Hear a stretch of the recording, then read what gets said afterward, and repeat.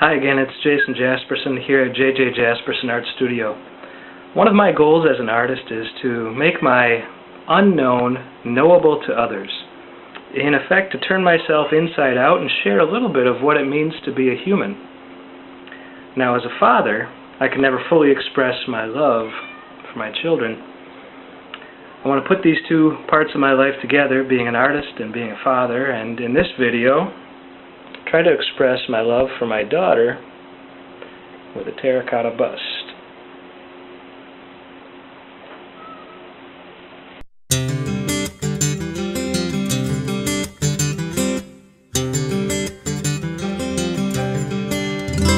Here's a quick look at where we're going in this video. I'll be covering the armature, basic proportions, model measurements, adjusting the form, refining the surface, adjusting the form, refining the surface, repeat as necessary.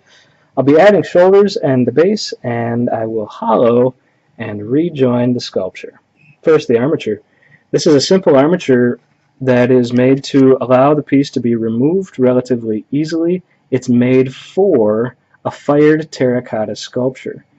And then a strategically placed wire that we'll see in action later on at the end. My daughter generously posed for several hours while I took measurements, took photos, and tried to get basic proportions down. Some of the measurements were taken with a calipers like this. I made this sculpture slightly larger than life because clay shrinks as it dries and is fired at a rate of about 10%. So a sculpture that is 10 inches tall will lose a full inch in height. The actual sculpting process is about adjusting form. Adding clay, subtracting clay, trying to fix what's not right. And so I compare from my sculpture to my model and back again and fight to make the changes necessary. I'll occasionally rake the surface with some sort of a toothed tool or a brush. I might swirl water on it to even out the surface and help me to see what needs to be done. I use dramatic side lighting to help me see the form more clearly. The majority of the work in a sculpture like this comes between adjusting and refining. Endless little details and bits, changes of angle, adding a little bit of volume, subtracting a little bit. I made a decision late in the game to add shoulders and a base. To accommodate this decision, I built a temporary scaffolding to hold the base and built up the clay in a structural way so as not to pull extra on the head and to hold up the head after it's been fired. Now we get to see that wire in action.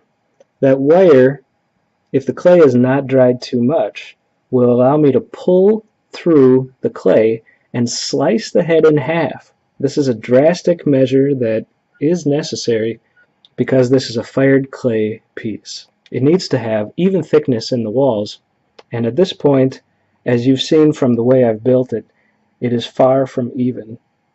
If the walls have a thin spot or an exceptionally thick area, the drying can happen irregularly, causing the piece to warp. Also, thick parts can hold moisture or air bubbles that can cause the piece to explode in the kiln. Definitely not what I want. I've waited until the piece has dried sufficiently to handle it without it warping, and still wet enough for it to cut with the wire. I hollow out and then rejoin by roughing up the surfaces, applying a little bit of water, and pressing the two sides back together. I cut a channel along the seam so that I can add a little bit of clay and refine that seam, trying to disguise it. Overall, I think this is a fairly good likeness of my daughter. I'm happy with it as a likeness and a sculpture, and I think it will be a beautiful addition to our home for years to come.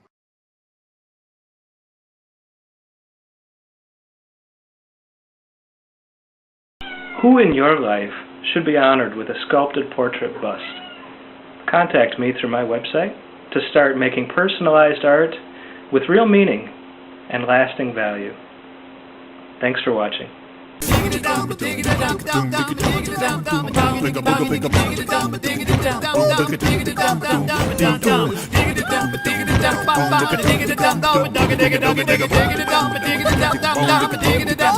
Dig